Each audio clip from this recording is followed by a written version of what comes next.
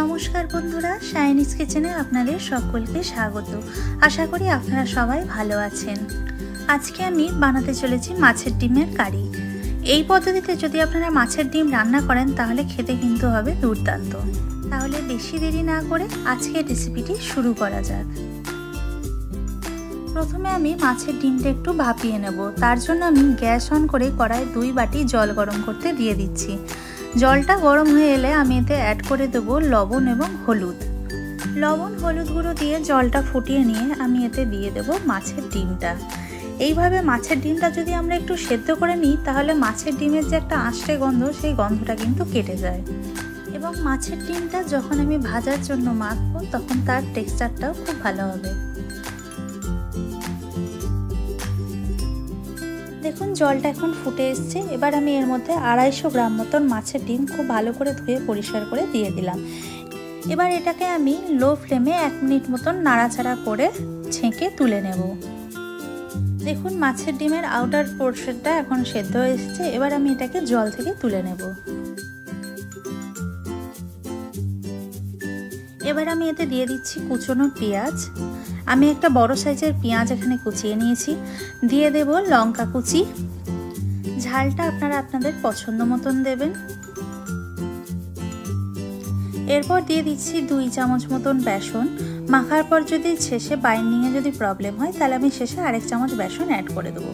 এরপর দিয়ে দিলাম স্বাদ মতন লবণ, 1 চামচ আদা বাটা, হাফ টেবিল চামচ মতন রসুন বাটা, একটা ডিম এবং হাফ টেবিল চামচ পোস্ত।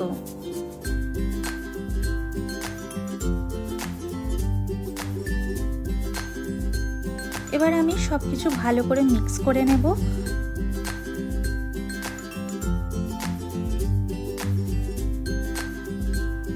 দেখুন এটা এখন প্রায় মাখা হয়ে গেছে।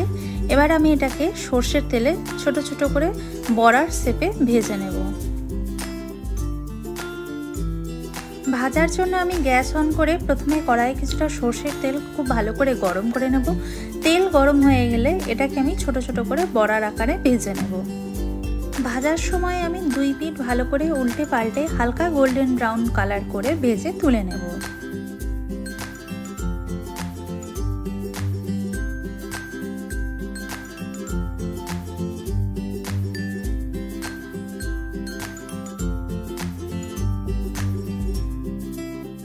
দেখুন এইগুলো এখন প্রায় ভাজা হয়ে এসছে। এবার এগুলোকে আমি তেল থেকে ছেঁকে তুলে নেব এবং ঠিক একই পদ্ধতিতে আমি বাকি বড়াগুলো ভেজে তুলে নেব।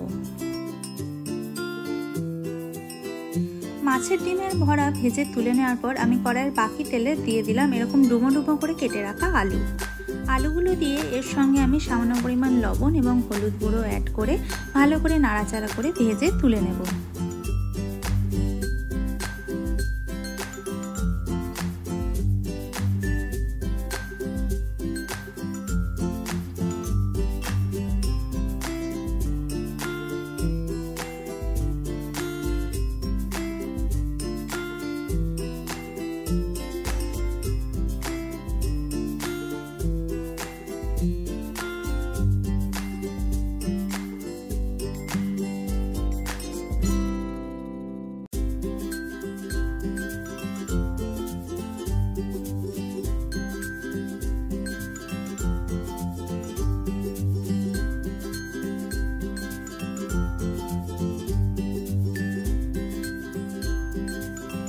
এরপর কড়াইয়ে আরও কিছুটা সর্ষের তেল অ্যাড করে দিলাম।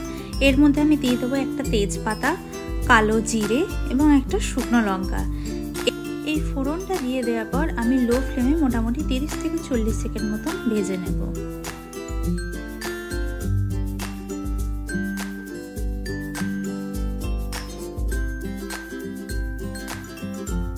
এরপর আমি এতে দিয়ে দিচ্ছি পেঁয়াজ কুচি। পেঁয়াজ কুচিটা আমি মোটামুটি 2 থেকে 3 মিনিট মতন মিডিয়াম টু লো ফ্লেমে রেখে ভেজে নেব, যতক্ষণ না পেঁয়াজের কালারটা হালকা গোল্ডেন ব্রাউন হয়ে যায়। একই সঙ্গে এতে অ্যাড করে দিলাম কুচনো লঙ্কা। ঝালটা আপনারা আপনাদের পছন্দ মতন দেবেন। এবার এটাকে ভালো করে আমি নাড়াচাড়া করে মোটামুটি 2 থেকে 3 মিনিট মতন হতে দেব।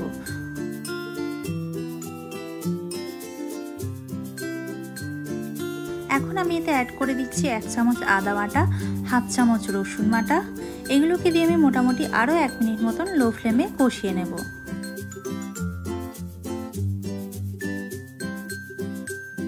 আদা রসুনের কাঁচা গন্ধ চলে যাওয়ার পর আমি এতে অ্যাড করে দিলাম টমেটো পেস্ট। টমেটো পেস্ট দিয়ে আমি মোটামুটি আরও 2 থেকে 3 মিনিট মতন মশলাটাকে কষিয়ে নেব, যতক্ষণ না টমেটোর কাঁচা গন্ধটা চলে যায়।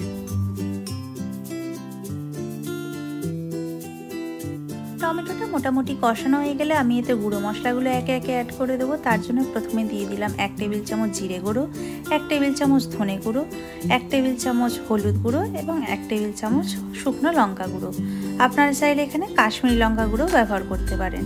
এবার এগুলোকে আমি ভালো করে নাড়াচাড়া করে মিক্স করে আরও মোটামুটি মশলাটা কিছুক্ষণের জন্য কষিয়ে নেব, যতক্ষণ না মশলা থেকে তেল ছেড়ে আসে। মশলাটা থেকে এখন তেল ছেড়ে এসছে, আমি এতে অ্যাড করে দিলাম কিছুটা জল। জলটা দিয়ে নাড়াচাড়া করে মশলাটা মিক্স করে নেওয়ার পর আমি এতে ভেজে রাখা আলুগুলো একে একে দিয়ে দেবো। আলুগুলো দেওয়ার পর মোটামুটি আরও 2 থেকে 3 মিনিট মতন মিডিয়াম ফ্লেমে রেখে আমি এটাকে কষিয়ে নেব।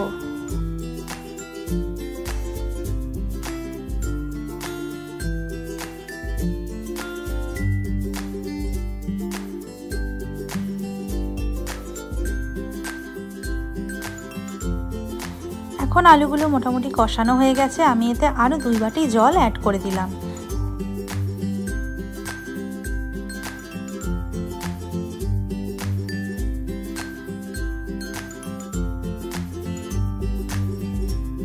জল দিয়ে ভালো করে মিক্স করে নেওয়ার পর আমি এতে স্বাদ মতন লবণ অ্যাড করে দেবো এবং ঢাকা দিয়ে আমি গ্রেভিটা ফুটতে দেবো।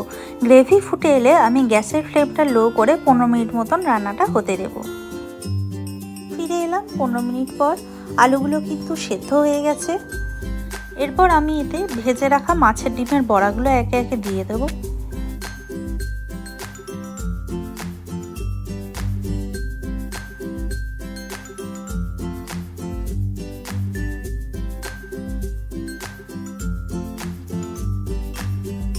মাছের ডিমের বড়াগুলো দিয়ে ভালো করে নাড়াচাড়া করে মিক্স করে নিয়ে দিয়ে দেব 1 চা চামচ গরম মশলা।